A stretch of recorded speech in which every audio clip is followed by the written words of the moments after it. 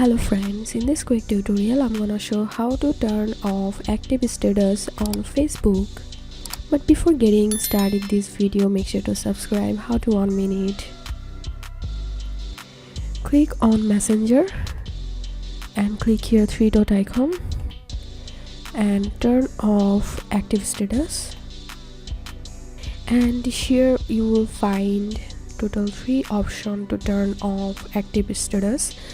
Turn off active status for all contacts, turn off active status for all contacts except turn off active status for only some contacts. If you want to turn off your active status from all your contacts, then you have to choose this first option here, then click OK.